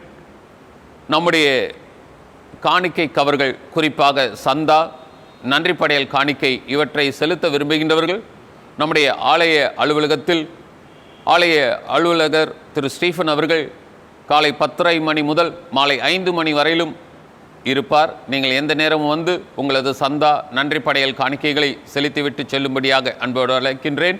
மேலும் ஜெபிக்க வேண்டுமென்றாலும் நீங்கள் என்னை அழைப்பீர்கள் என்றால் நான் வந்து ஜெபிக்க கடமைப்பட்டு இருக்கின்றேன். ஆகவே இதை நீங்கள் மனதில் கொண்டு செயல்படும்படியாக உங்களை அன்போடு அழைக்கின்றேன். நமக்கு கொடுக்கப்பட்டிருக்கின்ற தமிழ்நாடு அரசாங்கத்தின் வரையறையின் அடிப்படையில் எப்போதும் பாதுகாப்புடன் நாம் நம்முடைய வாழ்க்கை பயணத்தை பயணிப்போம். கடவுள் தாமே நம் ஒவ்வொருவரையும் தொடர்ந்து வழி நடத்துவாராக.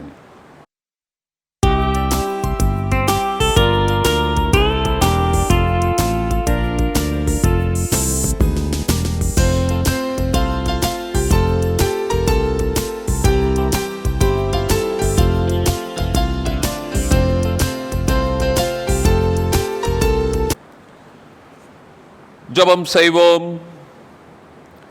கர்த்தர் உங்களோடு இருப்பாராக, அவர் உமது ஆவியோடும் இருப்பாராக. கர்த்தாவே எங்களுக்கு இறங்கும், கிறிஸ்துவே எங்களுக்கு இறங்கும், கர்த்தாவே எங்களுக்கு இறங்கும். நாம் நம்முடைய குடும்ப ஜெபத்தை இணைந்து ஏறெடுப்போம். பரமண்டலங்களில் இருக்கின்ற எங்கள் பிதாவே, உம்முடைய நாமம் பரிசுத்தப்படுவதாக, உம்முடைய ராஜ்யம் வருவதாக, உம்முடைய சித்தம் பரமண்டலத்திலே செய்யப்படுகிறது போல பூமியிலையும் செய்யப்படுவதாக. அன்றன்றுள்ள அப்பத்தை எங்களுக்கு இன்று தாரும். எங்களுக்கு விரோதமாய் குற்றம் செய்கிறவர்களுக்கு நாங்கள் மன்னிக்கிறது போல எங்கள் குற்றங்களை எங்களுக்கு மன்னியும். எங்களை சோதனைக்குள் பிரவேசிக்க பண்ணாமல் தீமின் நின்று எங்களை ரட்சித்துக் கொள்ளும். ராஜ்யமும் வல்லமையும் மகிமையும் என்றென்றைக்கும் உம்முடையவைகளே. ஆமேன். ஆண்டவரே, உமது இரக்கத்தை எங்களுக்கு காண்பியும், உம்முடைய ரட்சிப்பை எங்களுக்கு அருளி செய்யும். ஆண்டவரே, எங்களை ஆள்பவர்களை வழிநடத்தும், அவர்களுக்கு பரத்திலிருந்து வரும் ஞானத்தை கொடுத்தருளும். உம்முடைய பணிவிடைக்காரருக்கு நீதியை தரிப்பியும், நீர் தெரிந்து கொண்ட ஜனத்தை சந்தோஷப்படுத்தும். ஆண்டவரே, உமது ஜனத்தை ரட்சியும், உம்முடைய சுதந்திரத்தை ஆஸ்வதியும். ஆண்டவரே, எங்கள் காலத்தில் சமாதானத்தை தந்தருளும். தேவரீரை அல்லாமல் உலகத்தை ஆளுபவர் வேறு ஒருவரும் இல்லை. கடவுளே, எங்கள் இருதயங்களை சுத்திகரியும், உம்முடைய பரிசுத்த ஆவியை எங்களிடத்திலிருந்து எடுத்துக்கொள்ளாதையும். தொடர்ந்து ஆண்டவருடைய சமூகத்தில் நாம் மன்றாடுவோம். சமாதானத்திற்காக எல்லாம் வல்ல இறைவனிடத்தில் நாம் மன்றாடுவோம். ஜெபம் செய்வோம்.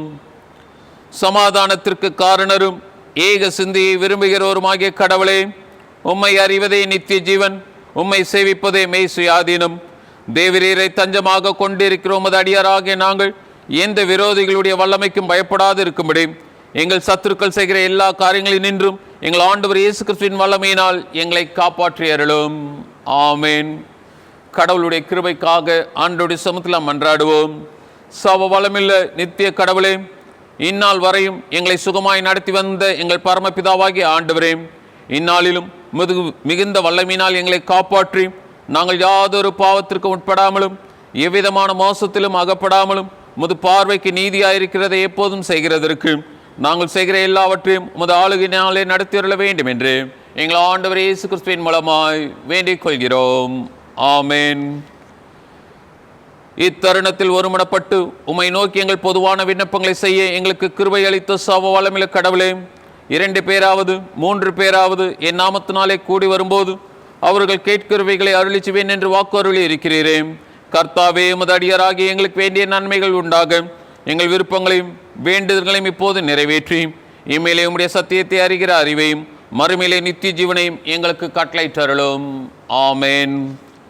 அன்பின் தந்தையை, இரக்கம் பாற்றி எங்களை நிறைவின் பாதையில் வழி நடத்துகின்ற நிறைவாளரே, உம்மை துதைக்கின்றோம், உம்மை போற்றுகின்றோம், உம்முடைய பாதத்தை பணிகின்றோம். ஆண்டவரே, குறைவுக்கே உரிய எங்களை நிறைவுக்குள்ளாக வழி நடத்தி கொண்டிருக்கின்றீர். உம்மை வழிபடவும் எங்களது வாழ்க்கையை வழிபாடாக அமைத்துக்கொள்ளவும் நீர் எங்களுக்கு செய்தியை தந்தீர். அதற்காக நாங்கள் நன்றி செலுத்துகின்றோம். ஆண்டவரே, எதிர்பாராத நிகழ்வுகள், எதிர்பாராத உறவுகள், எதிர்பாராத அறிவுகள் உம்மால் எங்களுக்கு அருளப்படுகின்றது. அதற்காக நாங்கள் நன்றி செலுத்துகின்றோம். ஆண்டவரே, சிந்தித்த நாங்கள் உம்மை சந்திக்கவும் அதன் மூலமாக மேலான அனுபவத்தை எங்களது வாழ்க்கையில் சுவைக்கும் நீர் அருள் தாரும். இந்த நாளிலும் இந்த ஆராதனை வேளையில் பங்கு பெற்றுக் கொண்டிருக்கின்ற ஒவ்வொரு சகோதரரையும், ஒவ்வொரு சகோதரியும், ஒவ்வொரு சிறு பிள்ளையையும் நீர் ஆசீர்வதிக்கும்படியாக நாங்கள் செபிக்கின்றோம். ஆண்டவரே, ஒவ்வொருவரையும் உம்முடைய காயப்பட்ட கரங்களினால் தொட்டு இந்த நாட்களில் அவர்களுக்கு ஆரோக்கியத்தையும் உம்முடைய அரவணைப்பையும் உம்முடைய அங்கீகாரத்தையும் அனுதினமும் அருட்கொடையாக அருளும்படியாக நாங்கள் செபிக்கின்றோம். கர்த்தர் எங்களோடு இருக்கின்றார், அவர் எங்களை பாதுகாக்கின்றார், அவர் எங்களை பராமரிக்கின்றார், அவர் எங்களுக்கு பாதை காட்டுகின்றார், எங்களுடன் பயணிக்கின்றார் என்ற அனுபவத்தை ஒவ்வொருவரும் பகிர்ந்து கொள்ள இந்த நாட்களில் துணை புரியும்படியாக நாங்கள் செபிக்கின்றோம். ஆண்டவரே, இந்த நாளிலும் நாங்கள் உணர்கின்றோம், நாங்கள் உயிருடன் இருப்பது, உறவுடன் இருப்பது உம்முடைய சுத்த கிருபையாக நாங்கள் உணர்கின்றோம். ஆகவே நீர் இறங்கி தொடர்ந்து எங்களை வழிநடத்தும்படியாக நாங்கள் செபிக்கின்றோம். எங்களால் ஒன்றும் செய்ய முடியாது, எங்களுக்கு இருக்கின்ற அறிவினால் ஒன்றும் செய்ய முடியாது. ஆனால் உம்முடைய காயப்பட்ட கரம் என்பது எங்களது வாழ்க்கையில் குறிக்கிடும் போது நீர் எங்களை ஆஸ்வதிக்கின்றீர். ஆகவே நீர் எப்போதும் உம்முடைய காயப்பட்ட கரங்களினால் எங்களை தொட்டு ஆஸ்வதிக்கும்படியாம் வழிநடத்தும்படியாக நாங்கள் செபிக்கின்றோம். இந்த நாளிலும் எங்களது திருச்சபை குடும்பத்தில் நாங்கள் இழந்த சகோதர சகோதரிகளுக்காக உம்முடைய சமூகத்தில் வருகின்றோம். அவர்களது நல்ல வாழ்க்கைகளுக்காக நாங்கள் நன்றி செலுத்தினோம். தொடர்ந்து அத்தகைய குடும்பத்தினரை நீர் சந்தித்து அவர்களுக்கு உலகம் தர முடியாத சமாதானத்தையும் ஆறுதலையும் தேர்தலையும் கட்டளையிடும்படியாக நாங்கள் செபிக்கின்றோம். இந்த நாட்களிலும் சுகவீனமாக இருப்பவர்களுக்காக நாங்கள் செபிக்கின்றோம். COVID-19 மூலமாக பாதிக்கப்பட்டு இருக்கின்ற எங்களது சகோதர சகோதரிகளுக்காக நாங்கள் செபிக்கின்றோம்.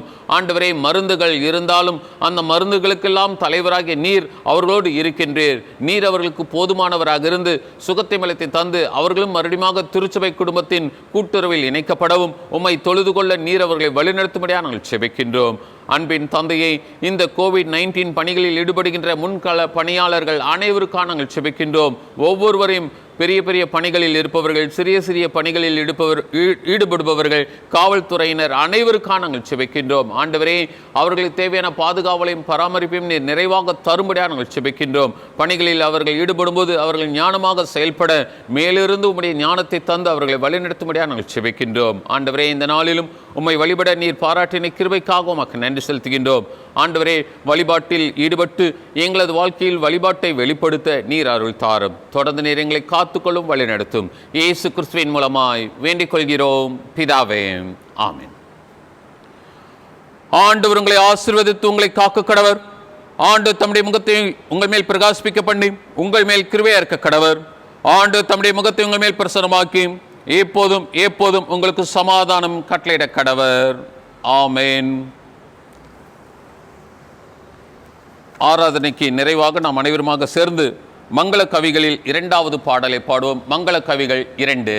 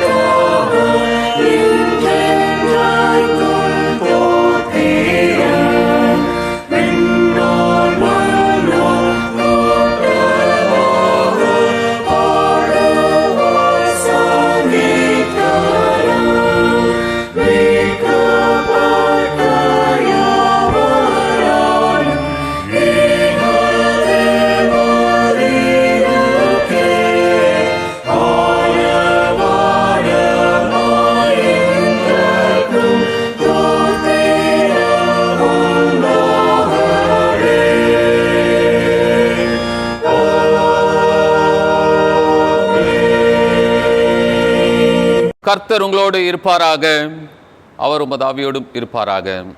சமாதானத்துடனே சென்று வருவோம். கர்த்தரின் திருப்பெயரில் ஆமென்.